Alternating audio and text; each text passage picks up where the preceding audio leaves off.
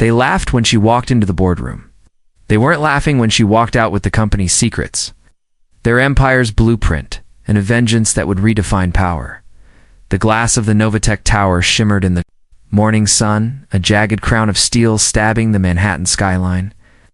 Inside, its 83rd floor, Avery Sinclair walked with a gait that had once silenced rooms. Her white blazer glowed against her deep brown skin, every step a statement of power, of elegance crafted from war. She didn't carry a briefcase. She didn't need one. She was the brand, the vision, the queen of tech fusion fashion.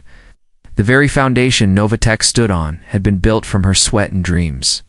But this morning, as she approached the boardroom, the air didn't hum with respect, trembled with something colder, something foul. "Miss Sinclair," said Daniel Keene, the CFO, his smile tight, his gaze sliding over her like she was a stranger. "We're starting without you." Avery paused, her almond-shaped eyes narrowing just enough to register the insult. "You're late, Daniel. I've been here since 6:30 finalizing the acquisition deck." There was a soft chuckle. Not from Daniel. From the corner of the room, slouched in a chair that wasn't his, Officer Ray Dalton, head of internal corporate though. Screen flickered to life, and Avery launched into the pitch that was going to reshape the global fashion tech market. An AI-powered textile lab in Seoul. Smart fabric that could react to body heat, adjust color, adapt to mood. Contracts secured, patents filed, investors on standby. It was bold, revolutionary. The type of deal that would cement Novatech as the Tesla of wearable innovation. And yet, the faces in the room were stone. One by one, the board members averted their eyes. Daniel coughed. "It's too risky. We've had some concerns." "Concerns?" Avery tilted her head. "You've seen the projections. The demand is there. The market's starving for disruption. This isn't just boldy, it's necessary." "You've been acting unilaterally," said Maureen Teller, a woman who once praised Avery's visionary aggression. "Like skipping protocol. Making moves. Without board consensus, I'm the CEO. My job is to make strategic decisions." "And yet," Officer Dalton said, sliding a document onto the table, "our audit shows discrepancies. Unapproved fund transfers, unauthorized vendor contracts, maybe even insider trading." Psst, silence. Then a chuckle from Dalton again. Avery looked down at the document. It was a setup. Fake signatures, redacted approvals, transactions that never happened. Or if they did, twisted into poison. Daniel stood. "I'm afraid we're voting to suspend you indefinitely pending investigation." Security was already in the hallway. As 2 guards she'd once promoted to higher roles. "Don't make a scene."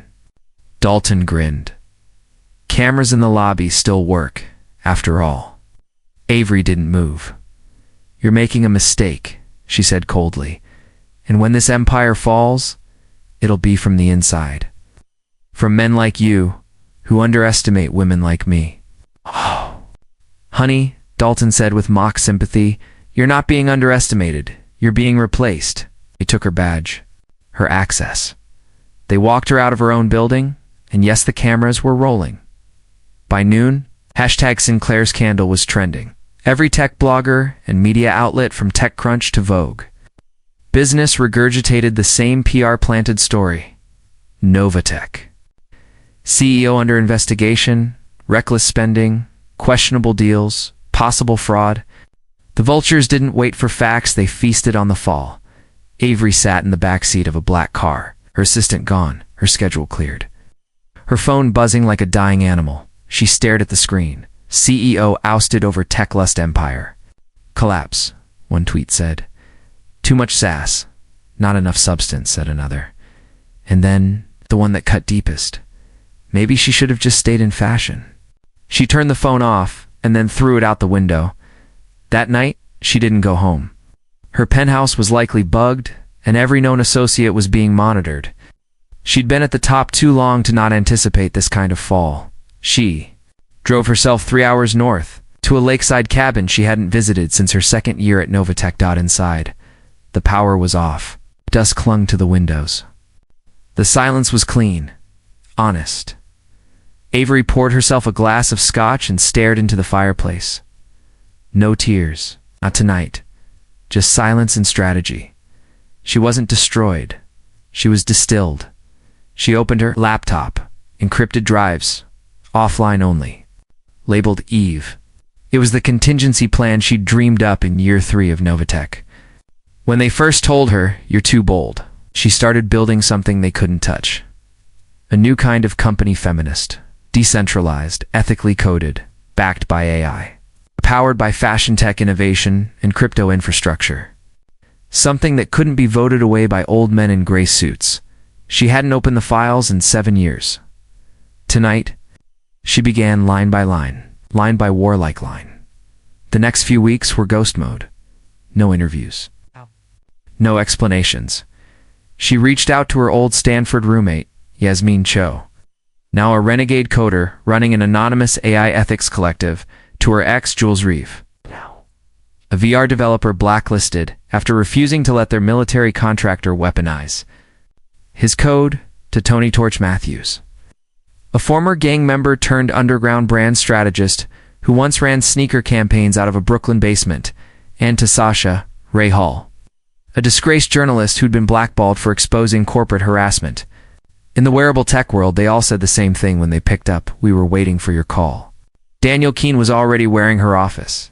Literally, he sat in her old ergonomic leather chair, touching everything she left behind, her jade desk sculpture, her etched mission plaques.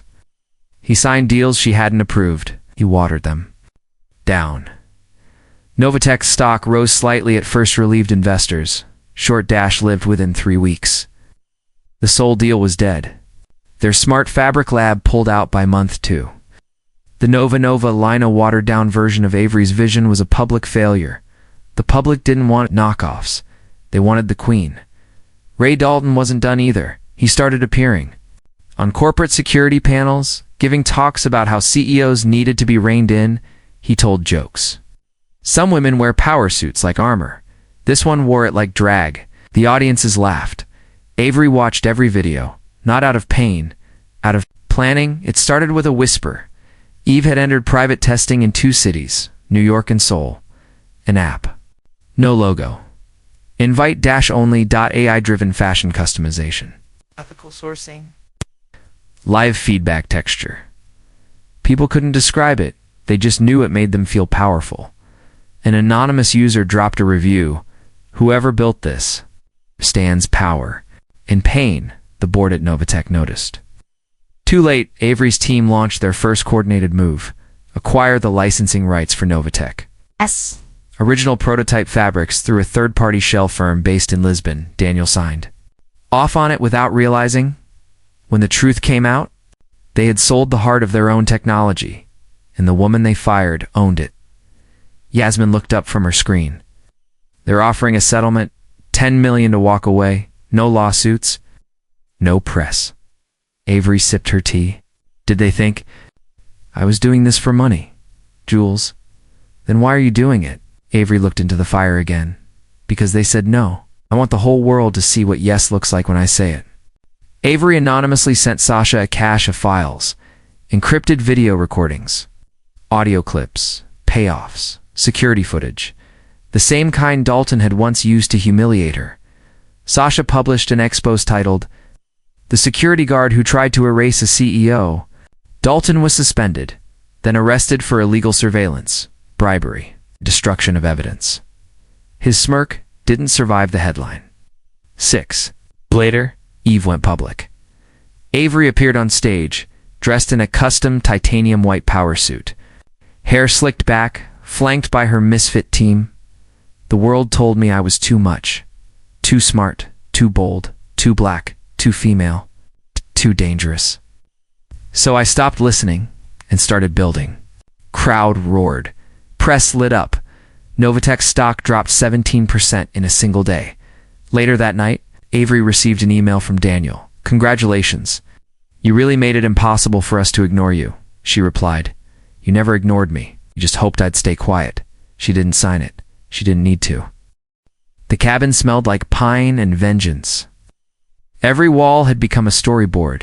Sketches, code printouts, investment maps, quotes scribbled in lipstick on mirrors. Avery Sinclair paced barefoot across the hardwood floor, wrapped in a silk robe. Her phone in one hand, a steaming cup of black tea in the other. I want to break 3 industries, she said into the phone. Tech, fashion, finance, all of them. And I want to do it with women, queers, exiles, and outcasts. Yasmin was quiet for a beat. Then, you're serious. Serious enough to risk everything. Again. Sasha Rahal's latest expose on. Officer Dalton had hit over 4 million views. But she wasn't done. She met Avery in an abandoned warehouse-turned-hacker lounge in Brooklyn. Laptop in one hand, camera crew in tow. I want the next piece to be about Eve, she said. But not as a business. As a movement. Avery raised a brow. You want to romanticize revenge? I want to show that it's justice disguised as revenge. That power can be beautiful when it's earned, when it's rebuilt. Avery nodded. Slowly. Let them watch. Jules and Yasmin traveled to Seoul to meet with Dr. Lee Jun, the original fabric scientist whose project had been shelved by Novatech. Under pressure from male investors who didn't get it, she welcomed them in with fire in her eyes. They called my technology emotional, she spat, because it responds to feelings. Perfect, Jules grinned. So do we. They inked the deal that night. Torch ran marketing boot camps in an abandoned art gallery downtown. Projectors on walls, AI simulations on tablets, fashion designers scribbling next to software engineers. She taught them how to sell like rebels, not salesmen. How do you sell pain? By turning it into purpose. How do you sell power? By showing them what it costs. They weren't building ads. They were building weapons. Inside Novatech, chaos grew. Daniel Keene's cost-cutting measures had triggered mass resignations. A major supplier sued. And worse, employee satisfaction reports leaked, painting a toxic, male-dominated, innovation-stifled culture. Investors started whispering, then panicking, and then pulling out. Avery stood in front of a mirror inside the cabin. A camera recorded her, alone, raw. I was told I was too emotional, so I made emotion my product. I was told I was too aggressive, so I made aggression my brand. Was told I should stay quiet. So I built a company whose voice is louder than any of yours? That 60-second speech, uploaded anonymously, it got 10 million views in 48 hours. In a 2 a.m. Zoom call with a Belgian crypto banker, Avery closed her first 8-figure investment for Eve under total anonymity. The next morning, Forbes posted, "Mystery startup attracts massive backing, rivals Novatech's growth rate." Daniel nearly choked on his coffee. He didn't even know yet. The startup was hers. Yasmin and Jules created EVE's AI core in 14 sleepless days. They called it Seraphim. It's not just a smart fabric engine, but an empathy engine. Code that could learn a person's emotional patterns and adjust texture, temperature, and color to suit their mood. Unlike Novatech's cold systems, EVE's code felt human, which made it impossible to replicate, and priceless. They threw an underground reveal and a secret. Brooklyn warehouse. Projections, performances, emotional music paired with fashion tech experiences that made people cry. Eve didn't just sell clothing, it sold healing. Avery stepped on stage in a shimmering silver suit that changed hue with her heartbeat. They tried to erase me, so I rewrote myself. Dalton, now out on bail, tried hacking into Eve's systems using old Novatech backdoors. Yasmin caught him in 22 seconds, instead of shutting him down. They traced him live-and, exposed his digital trail to every cybersecurity outlet in the world. Headline: Disgraced officer tries to hack new startup, fails spectacularly. Avery didn't say a word. She didn't need to. They launched in Tokyo next. A minimalist flagship store run entirely by AI and stylists from marginalized communities. Instead of mannequins, the display used holograms of real people telling their stories. People lined up for blocks. Avery watched the live stream from her loft. Eyes glassy, she whispered, "They can't erase this." Desperate, Daniel filed a lawsuit claiming Avery had stolen proprietary tech. He didn't know she'd kept every message. Every legally binding memo where he'd approved the tech sale to her Lisbon shell firm. Her lawyers didn't just respond. They countersued for libel, sabotage.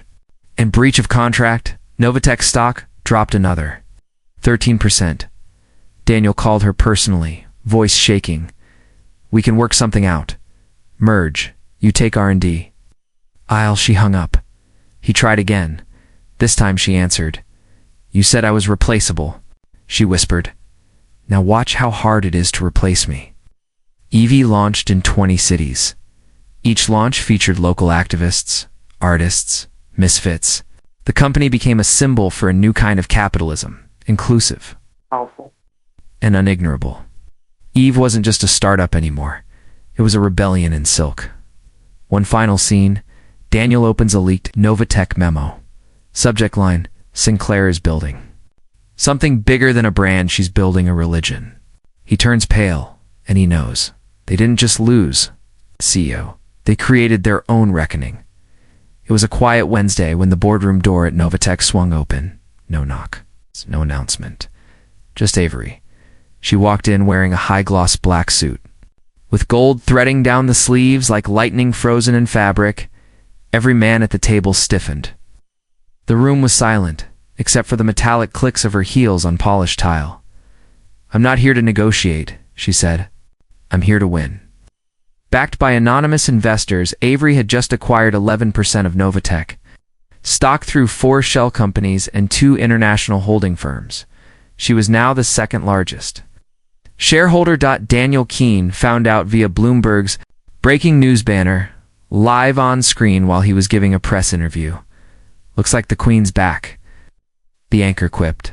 He froze at the next shareholders' meeting. Avery sat at the head of the table. Daniel tried to speak. She held up a single finger. Silence. Let me be clear, she said. You can stay on this ship, my shipor. Jump into the water. By the way, the tide's turning. Wasn't Daniel. It was Maureen Teller, formerly her greatest critic. Torch launched a new ad campaign. Watch her. Giant LED billboards in Tokyo, Paris, Lagos. In New York displayed Avery's silhouette with 3 words underneath. They said no. She said, watch me. It wasn't just marketing, it was a battle cry. Inside Novatech, employees started using Eve-branded tech in defiance of company policy. Avery hadn't encouraged it, but she hadn't stopped it either. The board issued a memo banning EV from all Novatech devices. It leaked in minutes. Twitter exploded. #boycott Novatech. Trended. Avery made her boldest play yet. She teamed up with Sasha to reveal illegal stock manipulation at Novatech involving offshore funds and ghost investors connected to Daniel. The SEC opened an investigation. The board panicked. Shares dropped to record lows. Avery made her move. She bought the final 5% she needed, with 51% under her control. Avery called a special board meeting. I'm here to propose a full leadership restructure, she said. Daniel scoffed. You can't just waltz in and fire. You're relieved. She'll cut him off. Effective immediately. Check your inbox. He checked. His access was already revoked. She didn't replace the board with another group of yes-men. She rebuilt it with women. Technologists, ethicists, creatives, and survivors. Jules Yasmin, Dr. Lee even torched this time. The vision wasn't to dominate the market. It was to redefine the rules. Avery sat down with Sasha Rahel for an exclusive interview. Streamed. Globally, you were betrayed by the system, Sasha said. What do you say to those who told you to let it go? Avery leaned in, eyes calm. I let go of fear, let go of silence. I held on to justice. The world listened. Maureen Teller approached her privately after the takeover. I misjudged you, she said. I was wrong. Avery didn't flinch. I don't need your apology, she said softly. I needed you to speak up when it mattered. Avery posted one message across all her platforms. Power given is permission. Power taken is revolution. Watch me. Over 20 million shares in 3 hours? Officer Ray Dalton tried to spin his story, victim of cancel culture, misunderstood patriot. But EVE's legal team hit him with a defamation lawsuit, class action claims from former employees, and enough receipts. To bury his credibility forever, he fled the country. The last image anyone saw of him, alone. In a dim airport terminal, bitter and broken, Eve hosted its first global gala in Berlin. The theme, reclaiming power. Avery walked the silver runway. Not as a designer, not as a CEO, but as the future? Her gown? Woven with the first iteration of smart empathy-fabric, as her heartbeat slowed, it shifted color from bold crimson to calming sky blue. She wasn't just walking, she was declaring war on every gatekeeper. Whoever said no in her new office leak. Minimalist sunlit ivory found a letter she'd written to herself 3 years ago. If they destroy you, rebuild better. If they mock you, make them memorize your name. They say no, say watch me. She smiled. No tears, just triumph. Evie made an unexpected announcement. They were acquiring Novatech. Fully not. Merging, not partnering. Absorbing. Daniel Keene's name was removed from every document, every press release, every historical page, replaced by one word. Sinclair, Avery. Stood before her team, hundreds of them now, across time zones, across countries. She didn't give a speech. She gave them a promise. No one in this company will ever be told they're too much. Only that they're not done yet. Cheers shook the room. She returned to the lakeside 1 year later. Same place, same air. But this time, no laptop, no war maps, just peace, and a fire crackling beside her. One night, she received an email from a 16-year-old girl in Lagos. They told me I couldn't lead, that I should be quiet. But I saw your speech, saw your walk. I just wanted to say, I'm not afraid anymore. Avery closed her eyes. The war was worth it. Eve crossed $1 billion in valuation, but Avery didn't post about it. Instead, she reposted a video of a deaf designer using EV tech to translate color based on sound vibrations. Not for ego, her caption read.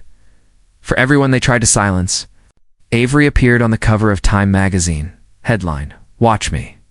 Below it, the woman who turned betrayal into empire. No one laughed this time, because when she said, Watch me, the whole world listened. Avery was walking into Eve's new Manhattan, HQ's glass, subtle curves. Layered with green walls when she noticed a girl standing by reception. Young, nervous, maybe 19. Holding a notebook too tight, eyes wide with awe. You're her, the girl said, nearly whispering. You're Avery. Avery paused, looked her straight in the eyes. No, she replied gently. You're her. You just haven't realized it yet. She handed the girl her access badge. Walk with me. Most CEOs pull the ladder up behind them. Avery bolted hers to the ground. She created the RISE program, Mentorship plus funding. Accelerator for women, LGBTQ founders, and marginalized inventors around the world. If you've been laughed out of a room, she said in the launch video, we'll help you build your own. Avery partnered with Sasha and Yasmin to build a fully tuition-free tech and design school in Lagos, Nairobi, Detroit, and Manila. Curriculum, code design, ethics, resistance. Torch called it Harvard for hustlers.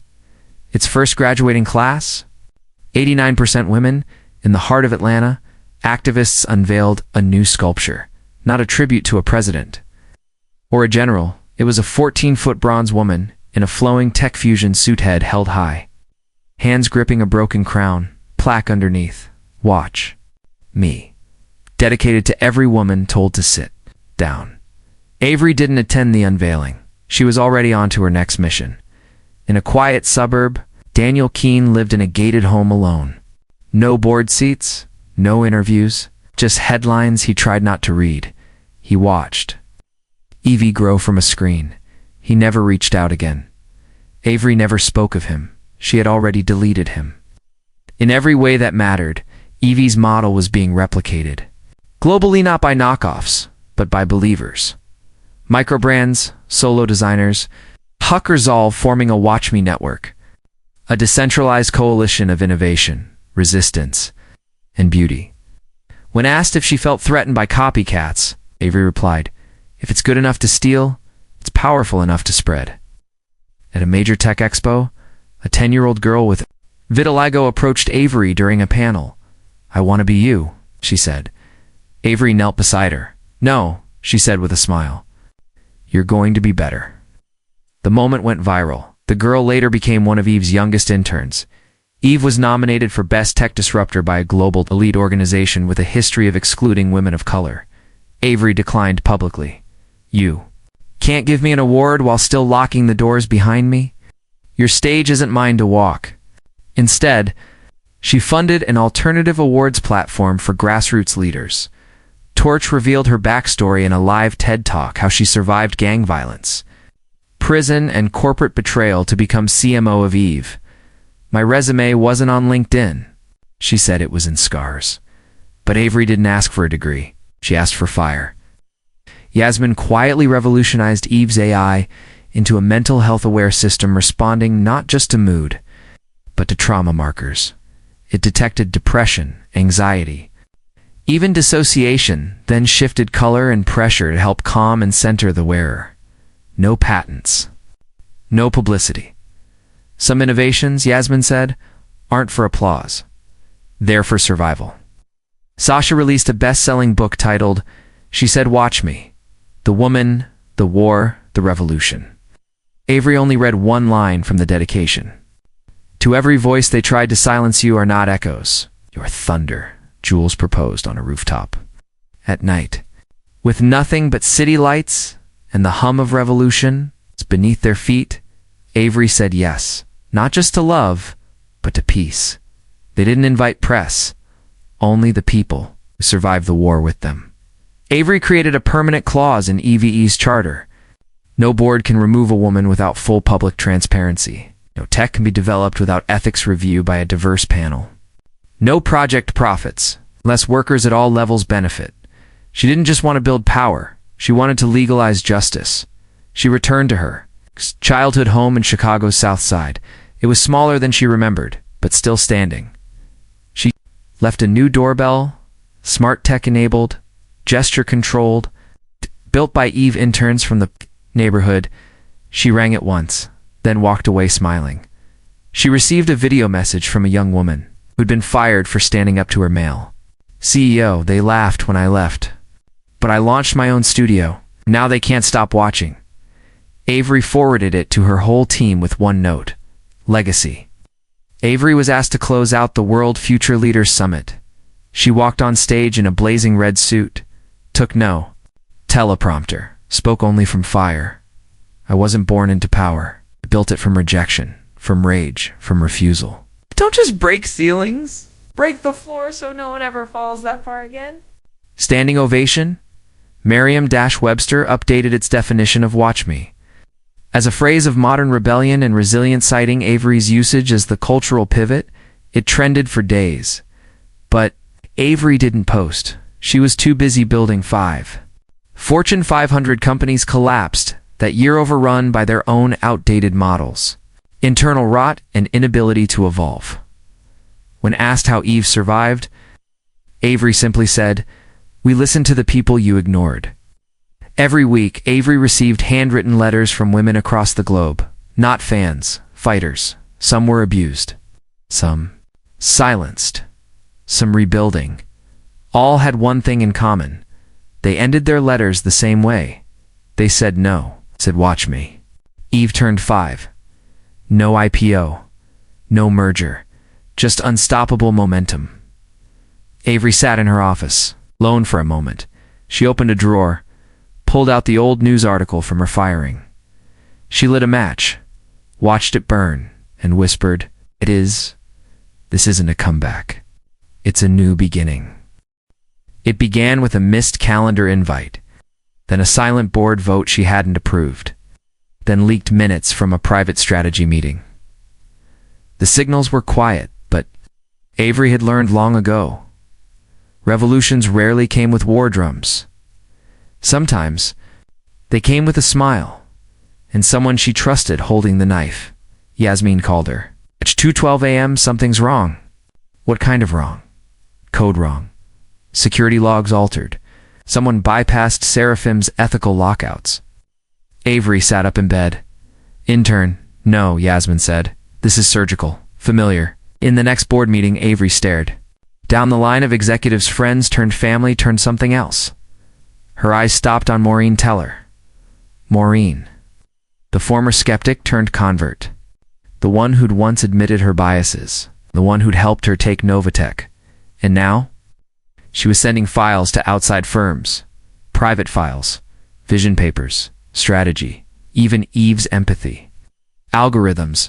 Avery didn't confront her. Not yet. Because power was more dangerous when it waited. Senator. Ainsley Durant requested a private audience. She arrived with 2 staffers and a smirk. You've built quite a nation for yourself, Miss St. Clair. It's not a nation, Avery said. A movement. Movements can be shut down. Heck. Governments can regulate your platform out of existence. And you want what compliance? No. Durant smiled. I want your silence. On our terms. Or we silence you. Avery stared, then stood. I've silenced better women than you. The senator hissed. Avery leaned close. I'm not better. I'm louder. Jules slammed a drawer shut. You need to stop, Avery. You're walking into something darker than we've ever seen. They're not just trying to bankrupt you. They want to erase you. She was quiet. I know. Then why? Keep going? Avery turned, voice soft but razor sharp. Because I didn't fight this hard to become polite. In the middle of the chaos, a letter arrived from a 9-year-old in Gaza. I don't have electricity. But when I saw your video, I told my cousin I want to build things too. My uncle said girls don't build. I said Avery does. She wept.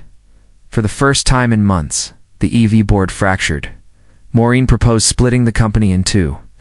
One to serve investors, the other for vision. She called it evolution. Avery called it betrayal. You want to sell the soul to fund the suit? She said. Reality demands compromise. No, Avery said. Cowards demand compromise. Leaders demand transformation. Maureen and a faction of the board moved fast. They staged a shadow vote to limit Avery's authority under the guise of protecting Eve's long-term viability. They failed. Why? Because Torch and Yasmin had already suspected the plan. They flipped 2 board members back and delivered the results too. Avery in silence. She didn't smile. She simply nodded. Avery met Maureen in the old Novatech boardroom. Same one she had once been pushed out of now. She pushed open the door with fire in her blood. You were never one of them, Maureen said. But you're not one of us either. No, Avery replied. I'm the woman who made both of you irrelevant. Maureen resigned on stage at a shareholder forum. She called Eve ideologically toxic and out of step with global markets. Avery took the mic after. She didn't defend. She didn't explain. She simply said, power doesn't require everyone to like it. It requires everyone to notice. With Maureen gone, Eve faced a different enemy. Senator Durant's bill, sweeping regulatory measure, targeting AI-led cultural disruption. It was surgical, it was cruel, and it was gaining traction. One night, Avery dreamed of her mother. Not the strong, sharp woman from her memory, but tired, worn. On a couch with bills in her hand. You build towers now, her mother said in the dream, but the foundation was made from my silence. Avery woke up crying. She remembered, this was never just about tech, it was about never letting a woman sit in that kind of silence again. Avery doubled the size of the Sinclair Academy. Scholarships poured in. Applications exploded. Torch added a new class, strategic anger, final project, dismantle a broken system in paper or in person. Jules sat across from her in the kitchen. You've changed, Avery looked up. Into what? Into a fortress. I don't want to lose you, Jules whispered. But I won't stay if you don't come home sometimes. That night, Avery didn't sleep. She sat beside the lake, watched the moon, and for the first time in years, she rested.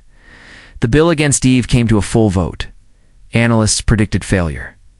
Avery didn't lobby politicians. She spoke to the public. One video. 3 minutes. One woman telling her truth. It went viral. Millions called their representatives. The bill failed by 1 vote. Back at HQ, young janitor stopped her. "You don't know me," the girl said, "but I'm here because of you. I used to think I was invisible. But now," she looked down at her EV work gloves, "I know I'm part of something." Avery smiled. "That's the only reason I'm still fighting." Jules and Avery stood beneath a rain-soaked arch in a secret garden ceremony. No press, no gold. Just firelight and promises, Jules whispered. "Promise me that no matter how high you rise, you'll always come home." Avery's answer was simple, yes. 5 years after its founding, Eve hosted a global summit not for shareholders, but for dreamers, kids from refugee camps, artists from war zones, activists from exile. Avery stood on stage. "You are not broken. You are blueprint," she wrote. A message in her journal, no speeches, no branding. "I survived the fire. I married the ashes. I turned them into cities." And as the world spun forward and the headlines changed again, and the doubters found someone else to mock, Avery remained. Not because she fought louder, but because she fought better, they said. No, she built a home, and when they came for it, she made it a fortress. Scene 1, the collapse. It started with a tremor in her hand. Avery had just finished her keynote in Jakarta when she stepped off stage. Gripping her water bottle a second too tightly, only to feel it slip and crash to the ground, she froze. Not fear. Not yet, but recognition. The body never lies. It was late at night when the doctor called. The scan showed a rare, aggressive form of neurological degeneration. Fast-moving, no cure. "We caught it early," he said. But the clock just got louder. She didn't cry. She just whispered, "I don't have time to slow down." But time wasn't asking. She told Jules at the lake. The sky was purple, the water still. Jules listened in silence and wrapped her arms around her. "You don't have to keep being the storm." Avery closed her eyes. "I don't know how to be anything else." Her lawyers drafted a transition plan, succession documents, power of attorney. Torch refused to read them. "I won't bury a woman still breathing fire," she snapped. But Yasmin read everything, quietly, thoroughly, and cried in her car for an hour. Sasha sat down with Uveta for one last filmed conversation. "You've changed the world," she said. "But what did it cost?" Avery paused. "My silence, my softness, my certainty, but I traded it for something bigger." "What?" She looked straight into camera. "A door. I became the door." When rumors of her condition leaked, thousands posted tributes, art, stories, letters. One girl in Kabul wrote, "I was scared to speak, but then I saw your video." Avery pinned it on her wall. Not as pride, but as proof, instead of treatments. She chose cities. She visited Nairobi, Seoul, New York, Berlin, every place where Eve had planted seeds.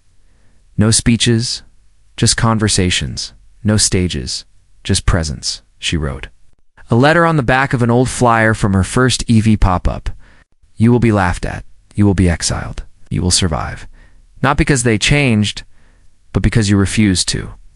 She sealed it in a frame and sent it to the Sinclair Academy. A former investor leaked her condition to the press, framing it as a sign that Eve was unstable. Stock dropped 14%. Avery held a press conference. One line, "I may be mortal, but Eve is not." Then she walked off the stage and into legend. Avery named Torch as her successor, not for loyalty, but because she still fought like she had nothing to lose. "I trust you with the match," Avery said. "Just don't burn the whole house down." Torch smiled. "No promises."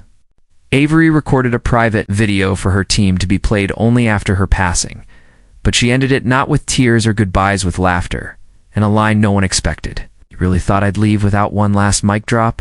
Jules designed a small garden behind the lake house, a circle of wildflowers, a bench. No plaque, just a smooth stone etched with "Watch me." Avery finally visited her estranged father in a small care facility. They hadn't spoken in 15 years. He looked up. Weak. I thought you hated me, he whispered. She sat beside him. I did, she said, but I outgrew it. At a summit in Rio, a girl with a stutter asked Avery how to lead when no one lets you speak. Avery knelt beside her. Lead anyway. The voice is the last thing they hear, but the fire comes first. One night, she dreamed of every woman who'd ever been told to sit down. They were all in one room, all standing, and they were waiting for her. She smiled and joined them. Eve released one last collection under Avery's direct leadership. It was called Inheritance. Each piece carried the signature of a different girl from the Sinclair Academy. It sold out in under 3 minutes. In a quiet letter to Jules, she wrote, I never raised a daughter, but I raised 1,000 daughters' futures. Torch sat alone in Avery's former office. Sunlight poured in. The chair still smelled faintly of lavender and iron. The entire building had gone quiet. No meetings.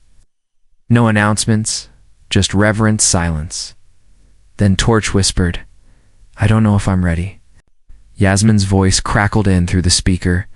She didn't leave it because you were ready. She left it because you will be.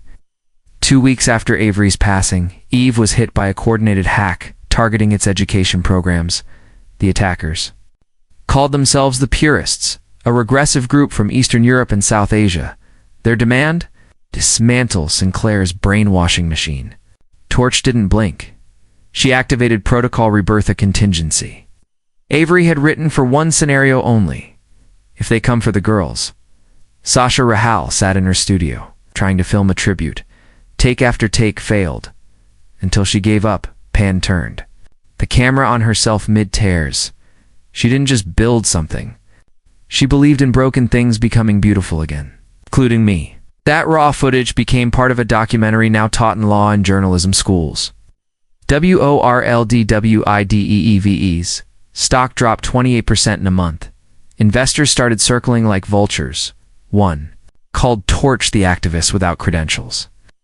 She responded on live television. You're right. I didn't go to Harvard. I went through hell, and I graduated summa cum fire. Yasmin had always worked in Avery's shadow, but now she was the only person alive who fully understood the Seraphim Corey VE's ethical AI framework. When a government tried to license it for surveillance tech, Yasmin made her decision. She shut down access to the code, even if it cost billions. Avery would have done the same. The Sinclair Academy hit its 10,000th. Graduate 1 was a former factory worker in Bangladesh. 1 was a refugee coder from Syria. 1 was an indigenous inventor from Brazil. They didn't seek jobs. They built companies, their unofficial motto. She passed us the match. We lit the world. In a quiet plaza in Chicago, a new statue was raised. Not bronze. It's not steel. It was glass fragile, powerful, unshatterable by design. Avery mid-step, hair braided. Coat in the wind, no nameplate, just 3 words etched on the base, still watching you. Zul's older now, wrote a letter published in The Atlantic. She was not easy to love. She was not built for calm. But she made every storm worth surviving, and every silence worth breaking. It became the most treed op-ed of the year. A right-wing coalition filed a class action suit against Eve, accusing it of indoctrinating youth against tradition. Torch arrived in court in full resistor collection, black and black. No tie. She didn't use a lawyer. She used Avery's words. We're not anti-redition. We're pro-evolution. And if that offends you, evolve faster. The case was dismissed. Yasmin revealed her next innovation, Echo Glass, a wearable lens that captures emotional resonance in real time. No ads. No tracking, just truth. It was banned in 5 countries within a week and adopted in classrooms across the world in Sudan. A girl hacked together a voice amplifier using broken Eve tech and bicycle wire. She used it to teach her classroom. A bullet triddled. Allie, her lesson, she said, watch me, so I'm watching you. A year after Avery's passing, every Sinclair Academy campus held a silent minute at exactly noon. Every screen across the network lit up with one phrase.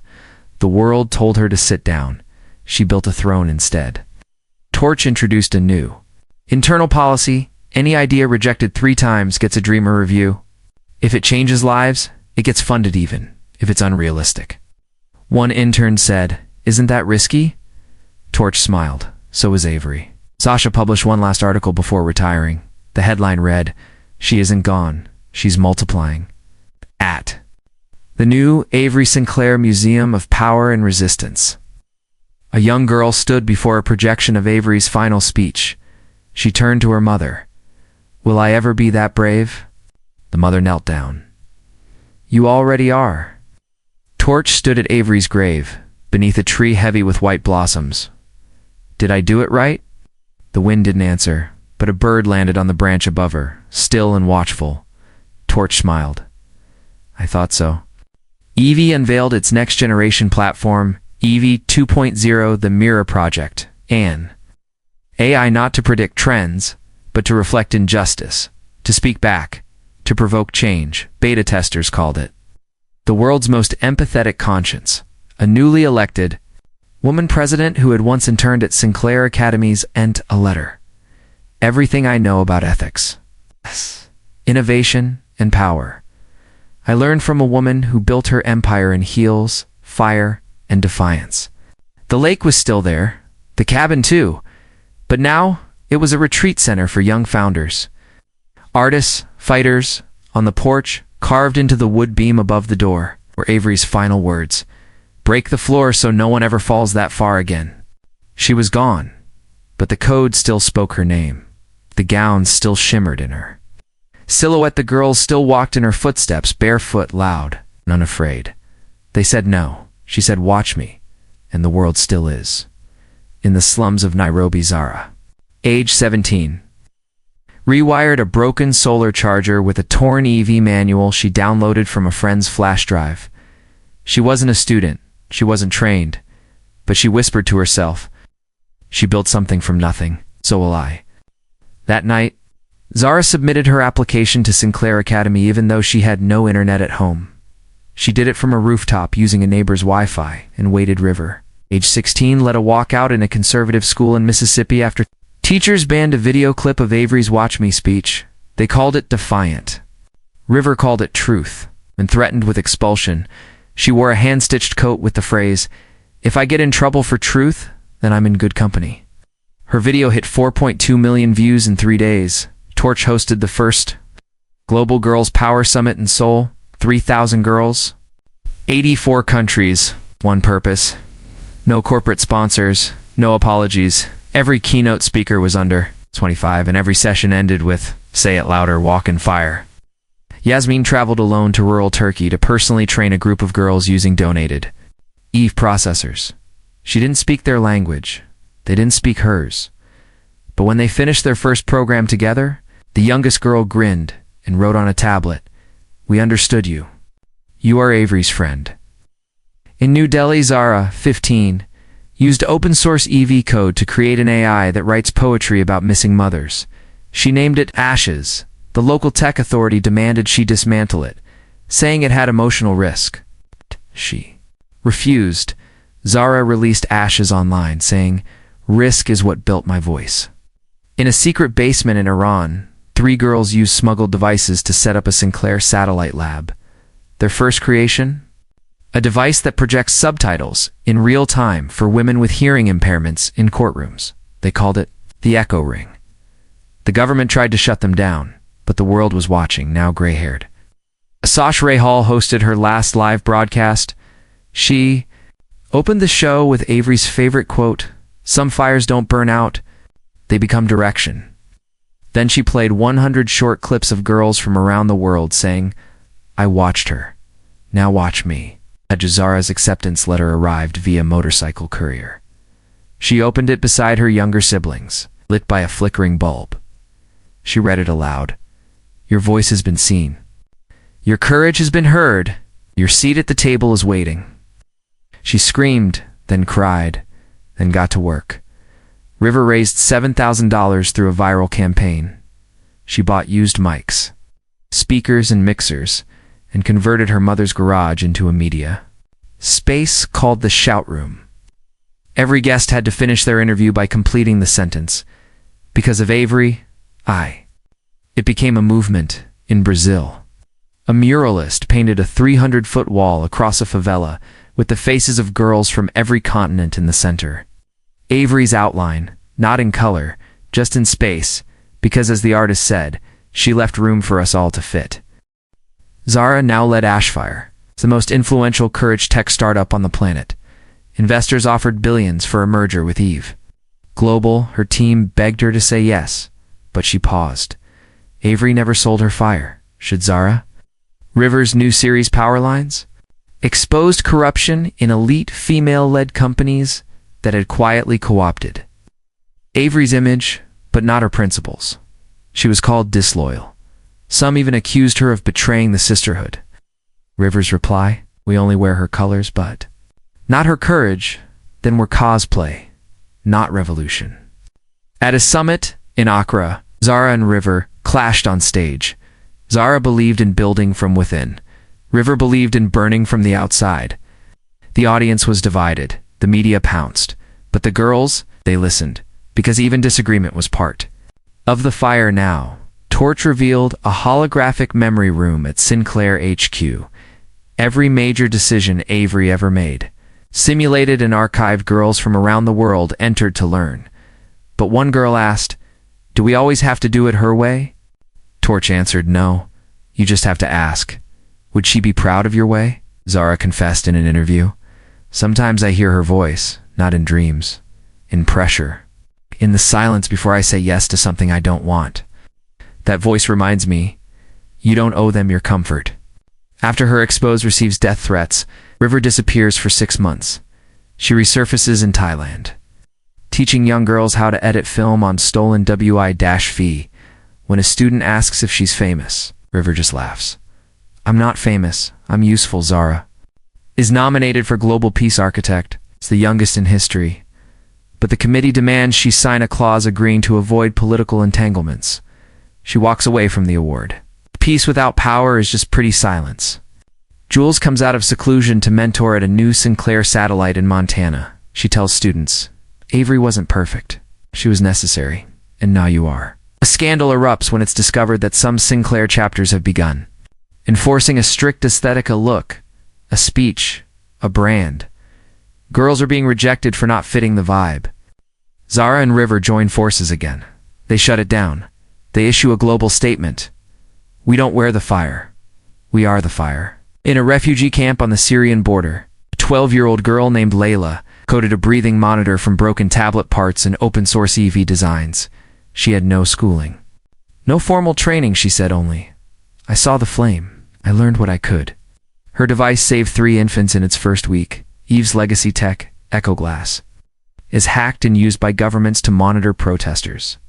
River releases a counter tool, Ghost Thread, based on Avery's early ethics code. Torch calls it a resurrection. The public calls it Rebellion 2.0. Zara writes in her notebook, I wanted to be her. Now I just want to be me, on fire, not in flames. River and Zara visit Avery's tree. River touches the stone. Watch me. She looks at Zara. Think. She'd be proud of us. Zara shrugs. Doesn't matter. She didn't raise us to need her approval. They both smile. A new group of girls enters Sinclair Academy, an 11-year-old Afghan drone mechanic, a deaf activist from South Korea, a Nigerian coder who wrote an encryption protocol at 13. They don't ask who Avery was. They ask, what can we do next? River writes a book titled, We're Not Her. Good. It opens with the line, Legacy is not imitation. Legacy is translation. Zara reinvents Ashfire into a decentralized idea fundware. Any girl can submit an invention, get microfunded, and bring it to market. It's called the Matchbox. It becomes a billion-dollar platform overnight. She refuses to take credit when an AI, developed by Sinclair, goes rogue in Venezuela. Zara wants to pull it offline. River wants to use it to expose political corruption. They argue for hours. Then, decide to merge their plans. Avery once said, conflict is a tool. Collaboration is power. They proved it. At a speech in Chicago, a 9-year-old interrupts Zara. You're the girl Avery made. Zara kneels. No, sweet girl, you are. On the 20th anniversary of Avery's death, Eve launches a short holographic tribute. But the final line isn't Avery's voice. It's Zara, River, Layla, and hundreds of others. You watched her. Now watch us. He said no. She said watch me. And now we say nothing. We build. We burn. We become. Because the fire has no finish line, only fuel. Zara stared at the headlines. Ashfire accused of intellectual gatekeeping. Sinclair Academies favoring elites. River paced behind her, furious. This is what Avery warned about. When the fire becomes a brand, Zara didn't deny it. She just whispered, then it's time we set our own house on fire.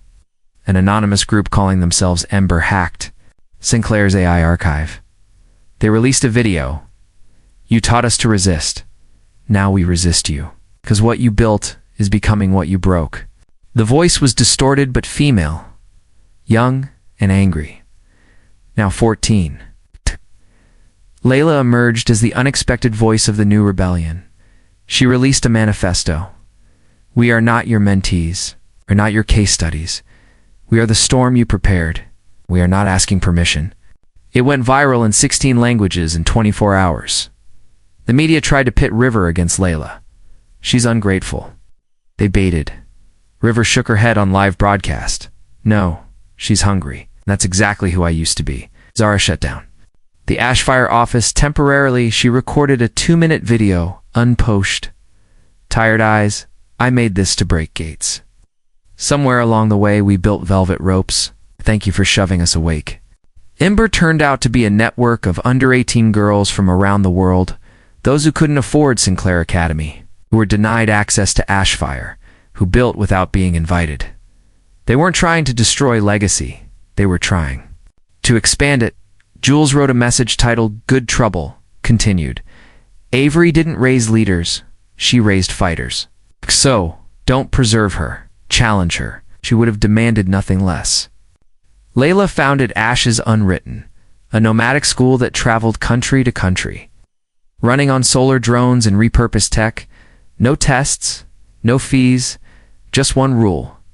Build something no one gave you permission to. Zara showed up at an Ash's Unwritten camp in El Salvador. No cameras. No announcement. Layla handed her a broken keyboard. Fix it with me, she said. And they did. Side by side. Without title or crown, Ember declared their next phase. They would not apply for permission. They would not accept funding.